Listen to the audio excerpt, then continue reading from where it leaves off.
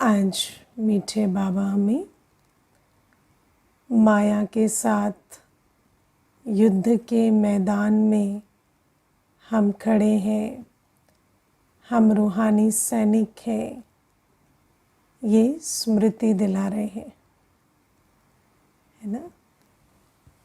हमें यह अनुभव होता है कि हम युद्ध के मैदान में हैं। किस किस को अनुभव होता है? होता है ना। अब युद्ध के मैदान में पहले तो हम ऐसा सोचते थे कि हमारा दुश्मन बाहर कोई है, हमारा दुश्मन लोग हैं, परिस्थितियां हैं, किसी का व्यवहार है, कोई संबंध है। तो अभी भी ऐसा ही समझते हैं या अभी बदल गया है? अभी भी समझते हैं कि मेरा दुश्मन बाहर है, या ये समझते हैं कि अगर कोई है भी तो वो तो सिर्फ निमित्त मात्र है ना। वास्तव में मेरा जो दुश्मन है वो कौन है? माया, है ना। माया हमारा दुश्मन कैसे बनती है? माया हमारे मन पर वार करती है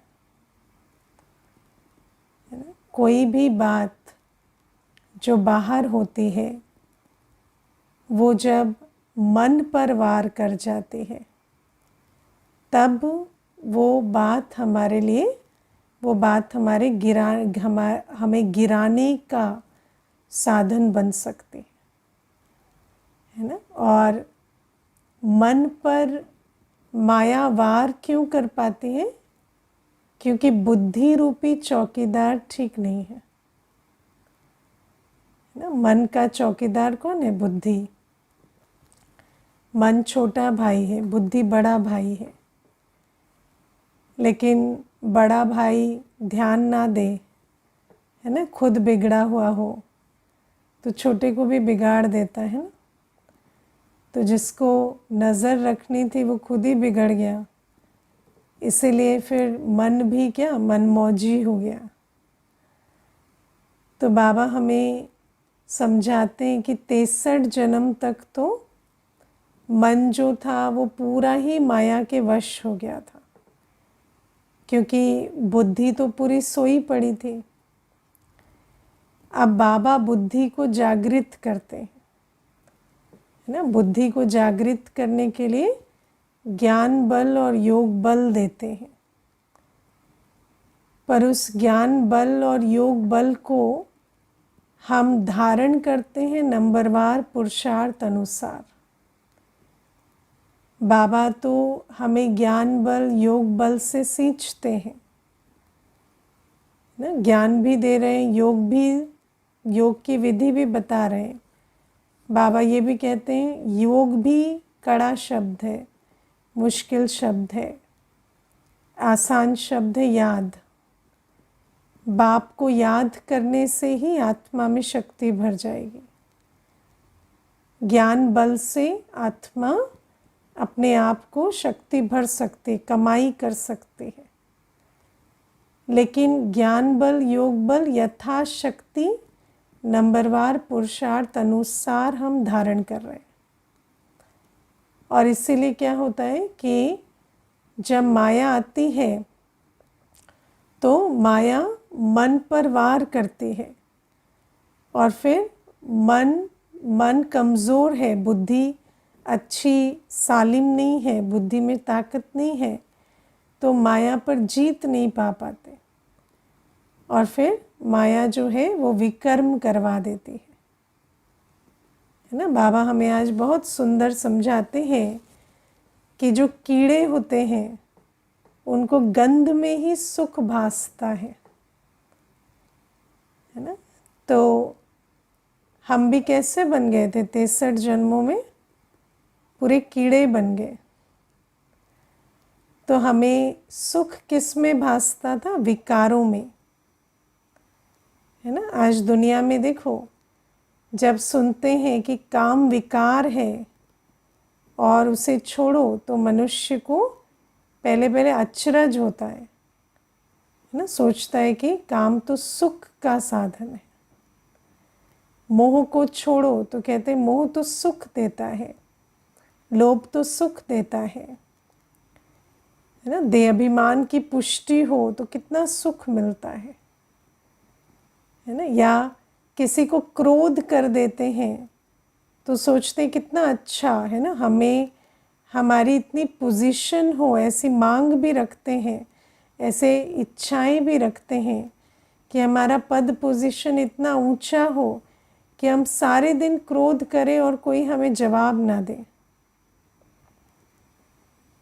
तो मनुष्य क्या समझता है कि ये तो सुख के साधन है, विकार, क्योंकि जो कीड़ा होता है उसको गंध में ही सुख भासता है।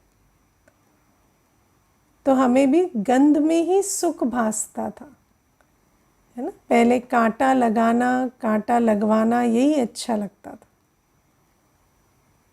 फिर बाबा हमें कहते हैं कि अभी भी क्या होता है, क्योंकि गंध में सुख भासता था तो वो संस्कार तो है ना, संस्कार पूरे परिवर्तन तो हुए नहीं है, इसीलिए युद्ध चलती है ना, युद्ध चलती है। देखो अगर देखा जाए तो बात कितनी सहज है ना, बहुत सहज बात है कि पहले मुझे पता नहीं था कि मैं एक आत्मा हूँ, कि मेरा स्वधर्म शांति है, मेरा स्वधर्म पवित्रता है। स्वधर्म में स्थित होने में कितना टाइम लगता है, 1 सेकंड, है ना। अगर मैंने अपने को संकल्प दिया मैं देह से न्यारी आत्मा हूँ, मैं शांत हूँ, तो शांत हो जाएंगे ना, सारे संकल्पों को फुल स्टॉप लग जाएगा कि नहीं। इजी है, कोई मुश्किल नहीं है। मैं पवित्र हूँ तो मुझे जो भी अपवित्र है उसको छोड़ देना है, जो भी मेरे मन में चल रहा है, जो अपवित्र है, जो श्रेष्ठ नहीं, शुभ नहीं, उसको छोड़ देना है। और हर बच्चे का अनुभव है, हम बाबा के बच्चे हैं तो हमें ये अनुभव है कि स्वधर्म में स्थित होने में 1 सेकंड लगता है कि नहीं। हाँ, कोई मुश्किल बात नहीं है। अगर हम अनुभवी नहीं होते तो हम इस ज्ञान को मानते थोड़ी। हम मानते हैं क्योंकि हमें मालूम है यही मुझ आत्मा का ओरिजिनल स्वरूप है। और कई बार हमने एक संकल्प से स्विच किया भी है ना, कि चाहे बाहर कुछ भी हो रहा, तुम शांत हो जाओ, तो हो जाते हैं, ठीक है। और बाबा जो सर्वशक्तिवान है, जो शांति का, प्रेम का, सुख का सागर है, वो मेरा बाप है। और एक बाबा की याद में 1 सेकंड भी बैठते हैं, बस बाबा को देखा और बाबा की लाइट माइट के नीचे बैठे, तो जैसे 1 सेकंड में आत्मा की झोली भरने लगती है।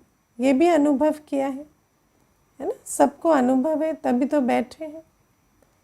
तो अगर देखा जाए तो जीवन तो बहुत आसान है ना, क्या मुश्किल है। बस आत्मिक स्थिति में रहकर बाबा की याद में एक छोटा सा जीवन बिताना है, शांत स्वरूप, सुख स्वरूप, प्रेम स्वरूप होकर श्रीमत पर चलना है, काम काज कारोबार करना है और सेवा करनी है। तो ब्राह्मण जीवन तो सहज योगी जीवन है, इसमें कोई मुश्किल नहीं, कोई मेहनत नहीं। इतनी सुंदर बाबा ने विधि बता दी है कि बस अपने को आत्मा समझो, बाबा की याद में रहकर सब कुछ करो, है ना। लेकिन ये जो सहज योगी जीवन होनी चाहिए वो इतनी सहज क्यों नहीं लगती, है ना, क्योंकि वो कीड़े और गंध तो वो जो संस्कार है, 63 जन्मों के जो गंदे संस्कार हैं, वो गंदे संस्कार आत्मा को खींचते हैं, है ना। आत्मा को मालूम है कि कोई काम या क्रोध से या लोभ या मोह से आत्मा को वो नहीं मिलेगा जो उसको चाहिए। जैसे मान लो स्वमान की बात है, तो कोई मेरी बात मान ले तो उससे मेरा स्वमान नहीं बढ़ेगा, ये बात मालूम है। लेकिन फिर भी कई बार उस बात में चले जाएंगे कि वो मेरी बात मानेगा क्यों नहीं, मनवा के ही छोड़ेंगे। ठीक है ना, वो मेरी बात मानेंगे क्यों नहीं, फिर उसमें ज़िद पकड़ लेंगे। अब कोई मेरी बात माने या ना माने उससे क्या फ़र्क पड़ता है, लेकिन है ना वो मैं शुरू हो जाएगा। है ना, मैं क्या कोई नहीं हूँ? क्या मैं गलत बात कह रही हूँ? क्या मैं अनुचित बात कह रही हूँ? क्या मेरा कोई मान नहीं है? क्या वो इतनी से भी मेरे नहीं मानेंगे? तो उनको मनवा के ही छोड़ना है। तो वहाँ पे युद्ध शुरू हो जाते हैं, क्योंकि जो संकल्प है वो देह अभिमान का आ गया है ना। देह अभिमान क्या कहता है? अभिमान, मेरी मान। ठीक है, फिर कई बार ये मालूम है कि किसी वस्तु से कोई अंतर नहीं पड़ता, कोई स्थूल प्राप्ति मुझ आत्मा को अंदर से तृप्त नहीं कर सकती, लेकिन फिर भी किसी वस्तु के पीछे पड़ जाएंगे। है ना, आत्मा को मालूम है कि कोई घर मकान दुकान से सिक्योरिटी नहीं होती, लेकिन फिर भी उस चक्कर में पड़ जाएंगे, है ना, लोभ में आ जाएंगे। वो संकल्प चलने लगेंगे, कल बच्चों का क्या होगा, कल इसका क्या होगा, कल उसका क्या होगा। अब ये भी मालूम है कि सब अपनी तकदीर लिखा कर लाए हैं, सबका अपना पाठ है, ज्ञान सारा मालूम है, लेकिन फिर भी भय चिंता के संकल्प ले खींचने लगेंगे। संस्कार है ना, अतीन्द्रिय सुख के अनुभवी हैं हम।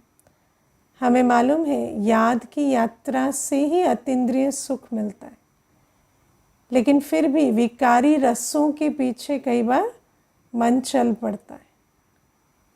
इंद्रिय रस के पीछे भागेगा, इंद्रिय रस की जो स्मृतियां हैं वो याद आने लगेंगी। या तो बाबा हमें कहते हैं कि आत्मा की जो जीवन है, हम ब्राह्मण की, हम जब ब्राह्मण बनते हैं, बाबा के बनते हैं, तो हमारी राजयोगी जीवन, ब्राह्मण जीवन वैसे तो होना चाहिए बहुत सहज, क्योंकि हमारे लिए तो सुख स्वरूप, शांत स्वरूप, पवित्र स्वरूप एक संकल्प की दूरी पर है। बस अपने को आत्मा समझा, बाबा की याद में रहे तो सर्व खजाने मेरे हैं। लेकिन वो जो संस्कार है वो खींचते रहते, और इसीलिए अंदर जो है वो युद्ध चलती है ना। अब आप देखो, कई बार ये कहानी मैंने भी सुनाई है, बाबा मुरली में बताते हैं कि एक बार एक मछुआरन थी, तो उस मछुआरन को एक राजा ने पसंद कर लिया और राजा उसे ब्याह कर महल में ले गया। अब महल में उसको बहुत सुख सुविधाएं, सारे साधन मिले। मछुआरन जो है वो रोज़ डिप्रेशन में जाती रहे, है ना। अब उसको जितने सुख साधन मिल रहे हैं उतनी डिप्रेशन में जा रही है। तो राजा को समझ ना आए कि हो क्या रहा है, इसको कमी तो कोई नहीं है यहाँ, फिर भी ये दिन प्रतिदिन इतनी दुखी परेशान क्यों होती जा रही है। तो एक दिन राजा ने बिठा के पूछा, कोई कमी है, कोई प्रॉब्लम है, बताओ मुझे। तो मछुआरन कहती, नहीं, मुझे ना वो मछली की गंध बहुत याद आती है। तो जब मैं मछली बेचती थी तो जो बाज़ार होता था उसमें बहुत गंध होती थी, उस गंध के बिना मुझसे जिया नहीं जा रहा है मुझे वो गंध बहुत याद आ रही है। तो राजा ने कहा, पर वो तो दुर्गंध है ना। तो बोले, नहीं, पर जो भी है वो मुझे बहुत याद आती है। तो अब उसका इतना बुरा हाल होने लगा कि राजा को ये जानते हुए भी कि ये जो दुर्गंध है वो कोई आकर्षण करने की चीज़ नहीं है, पर उसकी हालत ऐसी बिगड़ती चली गई कि राजा ने उसको ले जाकर उसी गंदी बस्ती में छोड़ दी। तो बाबा भी हमें कहते हैं कि ये जो हम बच्चों को बाबा कितना सहज, कितना सुंदर रास्ता बताते है ना। सुबह सुबह बाबा को याद करो, सारे दिन बाबा की याद में हर कर्म करो, कोई उलझन नहीं, कोई परेशानी नहीं। कोई भी काम क्यों कर रहे हैं? बाबा की श्रीमत के कारण कर रहे हैं। क्या मिलेगा? बाबा की दुआएं मिलेंगी, और कुछ नहीं चाहिए, है ना। जीवन बहुत सुखमय शांत है। वस्तु व्यक्ति वैभव से सुख शांति नहीं मिलती। जैसे ही हम श्रीमत पर कुछ करते हैं, सुख शांति स्नेह की दुआओं की अनुभूति होती है ना। बाबा की हर श्रीमत पर हमें प्रत्यक्ष फल अनुभव होता है। झोली भरती है, सब अनुभव ही बैठे हैं। ऐसा नहीं है कि किसी को अनुभव नहीं, सबको अनुभव है कि ऐसा होता है, लेकिन फिर भी ले जाकर उस संस्कारों की टक्कर में शुरू हो जाते हैं। तो बाबा कहते हैं ये क्या है? ये युद्ध का मैदान है, और युद्ध के मैदान में ये हो नहीं सकता कि दुश्मन वार ना करे, है ना। दुश्मन है तो वार करेगा। अगर हम युद्ध के मैदान में हैं और हम दुश्मन को सीरियसली नहीं लेते, दुश्मन को कमज़ोर कौन समझता है? मूर्ख, है ना। दुश्मन को कमज़ोर समझने की मूर्खता नहीं करनी चाहिए, है ना। लेकिन बाबा कहते हैं हम युद्ध के मैदान में हैं, ये भूल जाते हैं।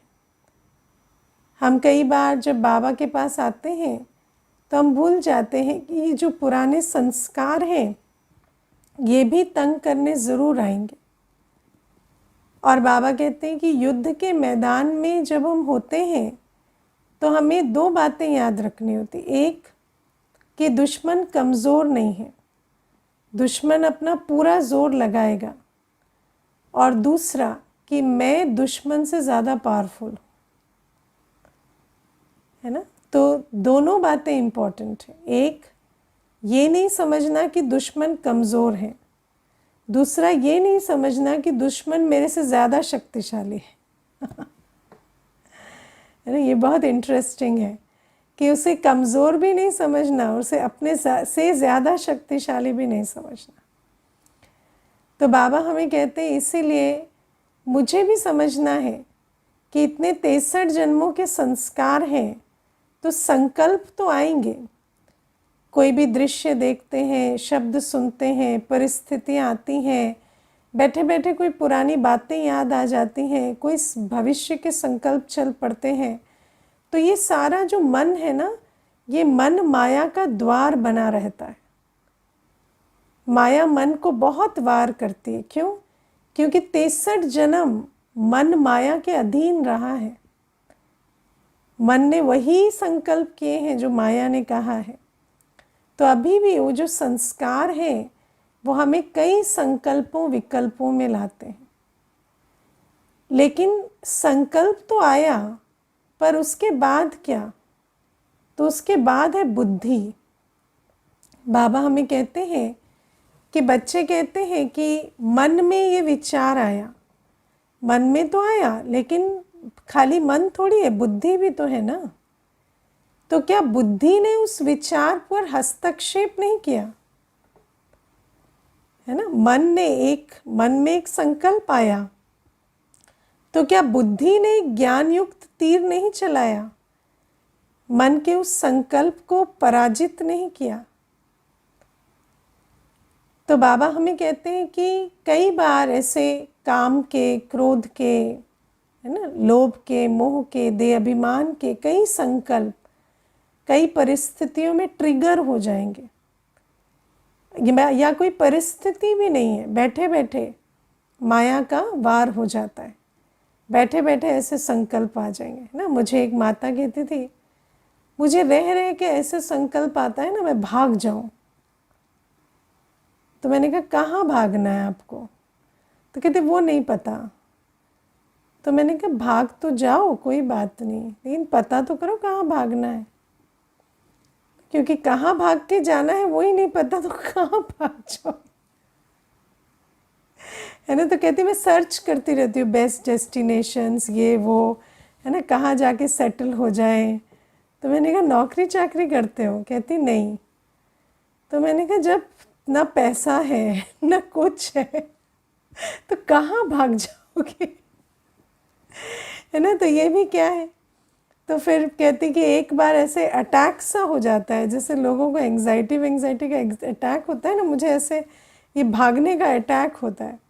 फिर मैं 2-3 दिन ऐसे परेशान रहती हूँ, फिर उसके बाद सोचती हूँ अब जीना यहाँ मरना यहाँ, उसके सिवा जाना कहाँ, तो यहीं बैठ जाती हूँ फिर, है ना। तो मैंने कहा ये जो, लेकिन ठीक है आप वापस तो आ जाते हो अपना घूम घाम के, बुद्धि को तो घुमा ही लाते हो, लेकिन बात क्या है, बुद्धि जब गोल गोल घूमती है ना तो बहुत चक्कर खा जाती है।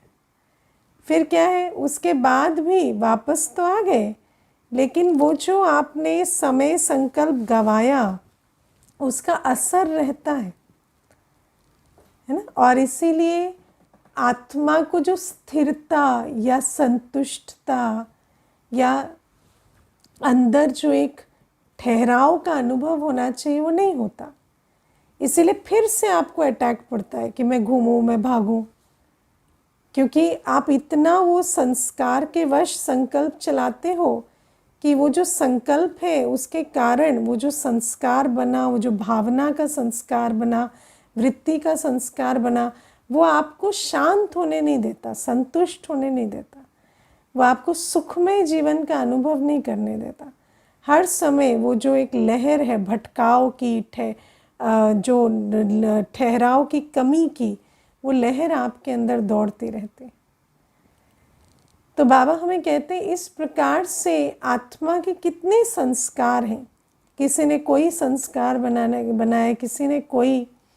अब वो संस्कार जो है वो संकल्प को तो लाएंगे, संकल्प अंदर आएगा, लेकिन बाबा हमें क्या कहते हैं, संकल्प भले आया पर उसे कर्म में नहीं लाना, और संकल्प को भी जल्दी से जल्दी फुल स्टॉप लगाना, है ना। क्योंकि जितना संकल्प भी चलेंगे उतना व्यर्थ का खाता बना, उतना हमारा समय संकल्प वेस्ट हुआ। और फिर संकल्प भी संस्कार बनाएंगे, वो हैबिट ऑफ थॉट बनेगी, बार बार वो संकल्प चलेंगे। तो बाबा कहते इसीलिए हम बच्चों को, क्योंकि संस्कार पुराने इतने कठिन हैं, तो कई बार ऐसे कमज़ोर संकल्प आते हैं, विकारी संकल्प आते हैं, लेकिन उन विकारी संकल्पों को, खास काम क्रोध के संकल्पों को, क्योंकि जब हम सतयुग में जाएंगे ना तो हमारे वर्णन में कुछ शब्द कहे जाएंगे। हमारा वर्णन क्या है, सर्वगुण संपन्न, 16 कला संपूर्ण, संपूर्ण निर्विकारी, मर्यादा पुरुषोत्तम, डबल अहिंसक। तो हमारे वर्णन में सतयुग में क्या शब्द आता है, डबल अहिंसक। अब डबल अहिंसक क्या है, न काम की हिंसा न क्रोध की। काम क्रोध सतयुग में होता ही नहीं, होता तो लोभ मोह अहंकार भी नहीं, लेकिन नियम ये कहता है कि कामेशु क्रोधेशु, और जिसमें काम क्रोध है उसमें लोभ मोह अहंकार भी होगा। इसीलिए बाबा कहते हैं मुख्य 2 विकारों पर तो बहुत अपने को सहेजना है कि ये 2 विकारों के अधीन कोई भी कर्म ना हो जाए, कोई वाणी ना निकले, कोई कर्म ना हो जाए मुझसे, है ना। तो बाबा हमें कहते हैं कि इसके लिए हमें क्या करना है, माया ने मन को तो तंग किया, लेकिन मुझे माया जीत बनना है। और माया जीत बनने के लिए क्या चाहिए, ज्ञान बल और योग बल। ठीक है। अब अगर एक योद्धा है और उसको पता है कि मैं युद्ध के मैदान पर हूँ, तो वो किस समय अपनी प्रैक्टिस करेगा, उस समय जब युद्ध है नहीं। युद्ध के समय प्रैक्टिस करेगा तो मारा जाएगा ना। तो उसको पहले से प्रैक्टिस करके अपने उन औजारों को बहुत अच्छा, है ना, जैसे धार वाला बनाना पड़ेगा, और अपने आप को इतना निपुण बनाना पड़ेगा कि वो औजार चला सके जब युद्ध हो।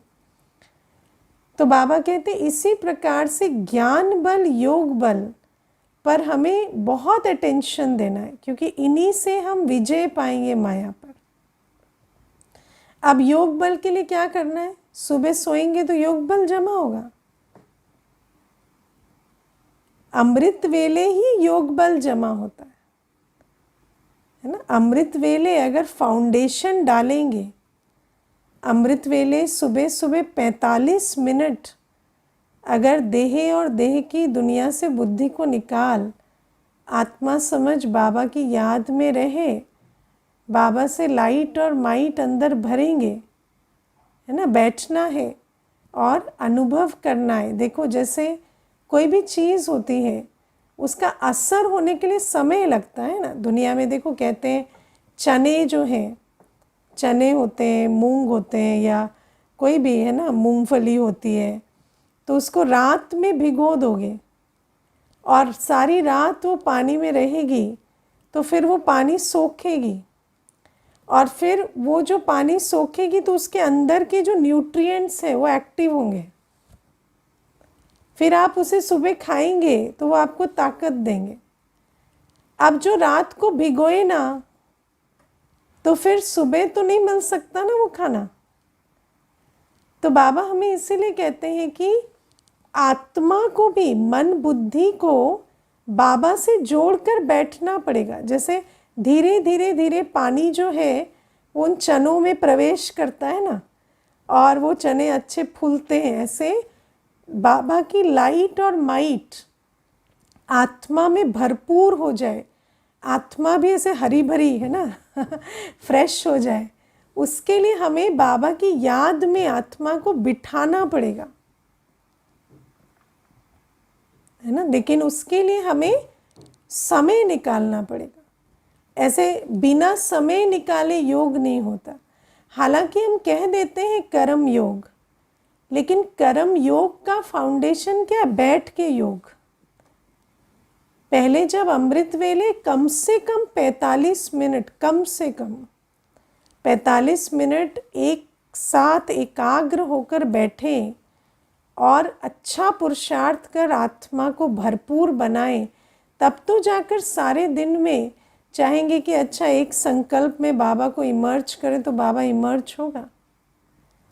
वरना सुबह का पुरुषार्थ ही नहीं करेंगे तो सारे दिन योग बल कैसे जमा करेंगे, है ना। फिर बाबा कहते ज्ञान बल। कोई भी बात, चाहे कोई गिराने वाली बात हो, चाहे कोई शक्ति भरने वाली बात हो, आपने सुन ली, लेकिन सिर्फ सुनना मात्र पर्याप्त नहीं होता।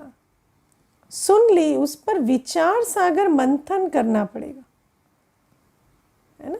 अब कई बार ऐसा होता है ना, आपने चलते फिरते कोई बात सुन ली, लेकिन वो बात आपकी बुद्धि में नहीं बैठी, है ना। कभी कभी किसी ने आपको कोई ऐसी भी बात बोल दी, वो है ना फला आपके बारे में ऐसे कह रहे थे, आपने उस पर इतना विचार नहीं किया तो आपको फील नहीं होगी। लेकिन अगर आपने विचार चला दिया तो फिर फील होगी, फिर बेचैनी बढ़ने लगती। तो बाबा कहते ज्ञान की भी पॉइंट्स, चाहे आत्मा की, बाबा की, ड्रामा की पॉइंट है, जो भी बाबा मुरली में हमें पॉइंट्स देते हैं, उन पर विचार सागर मंथन करेंगे। जब वो ज्ञान जो है वो अनुभव के रूप में बुद्धि में धारण होगा, ज्ञान स्वरूप अवस्था बनेगी, तब तो जाकर जब मन में ऐसे कमज़ोर संकल्प आएंगे तो उस समय पर बुद्धि जो है उन पर विजय पा सकेगी ना, क्योंकि बुद्धि के पास भी ज्ञान बल, योग बल होगा। मैं आपको एक अपने अनुभव की बात सुनाती हूँ। तो मैं जब, मुझे 4-5 साल हो गए थे ज्ञान में उस समय, तो उस समय हमारा एक फ्रेंड्स का गेट टुगेदर हुआ, तो पुराने सारे फ्रेंड्स बैठे, तो किसी ने ना ऐसे ही कह दिया कि तुम चाहते तो ज़िंदगी में कितना कुछ कर सकते थे, पर पता नहीं कहाँ जाके तुमने अपना जीवन वेस्ट कर दिया, है ना। क्या ही सफ़ेद साड़ी वाड़ी क्या पहन ली और क्या, है ना, से बर्बाद कर दी जीवन। तो अभी सब जो जितने भी बैठे थे उन्होंने भी जैसे ना एक तरह से सिर हिलाया कि हाँ ये बात ठीक है कि कुछ और ज़िंदगी में कर सकते थे। तो क्या है, अभी दुनिया तो देह अभिमान की दुनिया है ना, तो देह अभिमान की दुनिया में तो आपने कितनी बड़ी नौकरी की, कितना पैसा कमाया, कितने बड़े बंगले बनाए, तो वो ज़्यादा इम्पोर्टेंट है।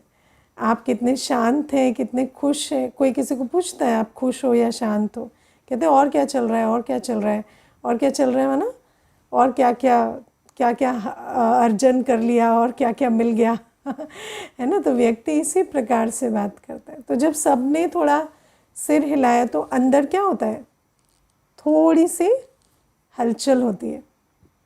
फिर उसके बाद अंदर 2 मिनट स्ट्रगल हुई। फिर मैंने अपने आप को कहा कि नहीं, ये अज्ञान है ना, मैं आत्मा हूँ, मैं शिव बाबा की श्रीमत पर विश्व कल्याण का कार्य कर रही हूँ। वो सबसे बड़ा कार्य है, वो इनको नहीं पता अभी, है ना। तो फिर वो जैसे इतना ही 2-4 लाइन अपने आप को कहनी पड़ती है। फिर कहकर वो शांत हो गया, अंदर मन शांत हो गया। अब क्योंकि शांत हो गए तो कुछ उत्तर देने की ज़रूरत नहीं पड़ी। उत्तर देने की तो ज़रूरत तब पड़ती है ना जब अंदर आपको भी कन्फ्यूजन हो। तो कोई डिबेट नहीं हुई, तो सबने कहा और वो बात ख़त्म हो गई। तो जब सारी मीटिंग ख़त्म हो गई, सब लोग जा रहे थे, तो उन्होंने कहा पर एक बात तो माननी पड़ेगी कि आज हम सब ने तुम्हें ट्रिगर करने की बहुत कोशिश की लेकिन तुम शांति से बैठी रही, और ये बहुत बड़ी बात है। हम में से किसी में भी ये चीज़ तो नहीं है ना। तो आप विचार करो कि ये जो देहाभिमान की जो चोट होती है, या काम होता है, या क्रोध होता है, क्योंकि संस्कार है ना। हम भी तो स्कूल कॉलेज पढ़े, नौकरियां की, तो हमारे को भी तो देहाभिमान तो था ही। देहाभिमान भी होता है, विकार भी होते हैं, सब कुछ होता है। कोई ऐसा तो नहीं है कि नहीं है। तो वो ट्रिगर होगा, लेकिन वो जब ट्रिगर होता है तो हमने इतना ज्ञान को धारण किया हो कि उस समय मुझे ज्ञान इमर्ज हो पाए, है ना। मुझे उस समय ज्ञान इमर्ज हो पाए। मान लो कभी आपको बहुत आलस आ रहा है, नींद आ रही है, तो उस समय पर आपका ज्ञान बल, योग बल इतना होना चाहिए कि बुद्धि आपको कह सके अभी नहीं तो कभी नहीं, अभी उठ, है ना, अभी उठना पड़ेगा। ये कल्प कल्प रिपीट होगा ये एक बार का नुकसान नहीं है, है ना। तो ये जो ज्ञान है ना, जितना हम बाबा की याद में रहते हैं, जितना हम ज्ञान को मनन चिंतन करते हैं, जितना बुद्धि में ज्ञान रहता है, तो जब माया एक संकल्प देती है ना, तो ज्ञान और योग बल से, योग बल हमारे को शांत कर देता है। योग बल जितना होगा तो रिएक्शन नहीं आएगा, उतना ऊपर नीचे फीलिंग नहीं होगी, और ज्ञान बल से आपको वो पॉइंट्स मिलेंगे जिससे आप उस माया के संकल्प को पराजित कर सकें। तब आपसे विकर्म नहीं होगा, है ना। वरना असंतुष्ट हो जाना, किसी को कुछ कह देना, कोई कर्म ऐसा कर देना, ये सब क्या है, विकर्म के खाते में चला जाता। इसीलिए बाबा हमें कहते हैं कि इतना वैराग्य लाओ, है ना। सबसे पहले तो ज्ञान योग भी धारण हो, उसके लिए वैराग्य चाहिए। बार बार बुद्धि में मनन करना पड़े कि ये जो आँखों से दिखाई दे रही है ना, ये दुनिया विनाशी है, और इस विनाशी दुनिया के चक्कर में मुझे नहीं पड़ना है। तो वैराग्य, ज्ञान और योग, इन तीनों के लिए पुरुषार्थ करना पड़ेगा। वैराग्य के लिए भी बार बार बुद्धि विचार करे कि जो भी कुछ दुनिया में दिखाई दे रहा है सब विनाशी। ज्ञान की एक एक पॉइंट को हम मनन चिंतन करें कि मैं आत्मा हूँ, मैं शिव बाबा की हूँ, मेरे जैसा भाग्यवान, मेरे जैसा श्रेष्ठ, मेरे जैसा ऊंचे से ऊंचा कार्य करने वाला कोई नहीं। चाहे कोई मुझे पहचाने चाहे ना पहचाने, मैं सर्वश्रेष्ठ हूँ, मैं पूर्वज हूँ, मैं आधार मूर्त हूँ, मैं उद्धार मूर्त हूँ। इस बात को अनुभव करना पड़ेगा। तब तो कोई संकल्प माया का ऐसा देहाभिमान वाला आएगा तो स्वमान से आप उस पर जीत पा सकेंगे। अपनी पवित्रता पर इतने विचार करना पड़ेगा, इतना बाबा की याद से पवित्र बनना पड़े कि कोई भी विकारी संकल्प आया तो वो कर्म में ना आए। मैं आत्मा हूँ, मेरा मूल संस्कार पवित्रता है, 2 युगों तक मैं पवित्र दुनिया में रही हूँ। स्वदर्शन चक्र इतना फिराओ मूल वतन में इतना बैठो पवित्र अवस्था में, सत्युग त्रेता में दैवी कुल में हम कितने पवित्र थे, उस अवस्था को इतना इमर्ज करें। और आज पवित्रता का सागर मेरा बाप मुझे पढ़ा रहा है, इसको इतना इमर्ज करें कि अपवित्रता के संकल्प हावी ना हो पाए। तो बाबा कहते हैं इतना हमें पुरुषार्थ करना पड़ेगा, वरना क्या होता है कि मानो हम माया से हार गए, है ना, कोई उल्टा कर्म कर दिया, तो फिर क्या होता, अगली बार जब वही ज्ञान योग के लिए बैठेंगे ना, वो और मुश्किल हो जाता है। उल्टा कर्म करने के बाद बैठे मैं आत्मा पवित्र हूँ, और मुश्किल है, अभी तो मुश्किल है ही मैं पवित्र स्वरूप आत्मा हूँ, लेकिन उल्टा कर्म करने के बाद और मुश्किल है ना। फिर अपने को पवित्रता में स्थित करना, फिर वो जो हलचल हो गई है, वो जो अवस्था हिल गई है, फिर उसमें फिर बाबा को याद करना और मुश्किल हो जाता। और धीरे धीरे क्या होता, फिर जो अपने किए हुए पाप है वही हमें फिर योगी तपस्वी नहीं बनने देते, और धीरे धीरे माया हमारा पूरा खाना चट कर जाती। तो माया को जीतने नहीं देना है ना। तो बाबा हमें कहते हैं कि बाबा बहुत अच्छे से समझाते हैं कि माया जो है वो आएगी, क्योंकि इतने जन्मों के संस्कार हैं, और वो जो गंध है उसमें इतना सुख लिया है कि वो सुख का रूप लेकर आते। ऐसा लगेगा कि अतीन्द्रिय सुख छोड़ो, ऐसा लगेगा स्वर्ग के सुख छोड़ो, अभी ये थोड़ा सा सुख ले लेना है। लेकिन बाबा कहते हैं इसको अभी वो जो संकल्प है उसको पराजित करना पड़ेगा, है ना। मुझे एक बहन थी, कहती थी मैं जब भी मार्केट जाती हूँ तो मुझे जैसे ही मैं, है ना, भोजन देखूंगी बाहर का, तो ऐसा लगेगा कि अभी तो खा लेते हैं, स्वर्ग जाएंगे तब जाएंगे है ना। तो क्या है कि, और वो कहती कि देखो क्या है, सिर्फ संस्कार नहीं, सिर्फ दुनिया नहीं, ये जो शरीर भी है ये भी क्या है, पतीत है ना। तो मुख में भी उन चीज़ों से पानी आता है ना, आँखें भी उन चीज़ों को देखने के लिए लुभाती हैं। तो हमें बुद्धि को इतना प्रखर बनाना है कि आँखों की खींच, शरीर की खींच, मन की खींच, संस्कारों की खींच, सब पर विजय पा सके, और पाप कर्म से बचें। क्योंकि पाप कर्म हो जाता है तो फिर धीरे धीरे वो अपने अंदर ही स्व पर निश्चय खत्म कर देता है, और वो स्व पर निश्चय जैसे हिलता जाता है तो माया अपना काम और करती जाती। ठीक है ना। तो इसीलिए युद्ध के मैदान पर है, इतना अभ्यास करें कि जिस समय पर शांति है तो अभ्यास इतना करें कि युद्ध के समय जीत पाए। काम विकार इस कामना रखना ऑल्सो, लेकिन पहले काम विकार कामना रखना तो है, लेकिन पहले हमें काम को ही ध्वस्त करना है ना। काम संकल्प में भी ना हो, फिर कामना रखना उसका एक ढीला स्वरूप है, लेकिन काम विकार मोटा है, उस पर जीत पहले पानी। ओम शांति।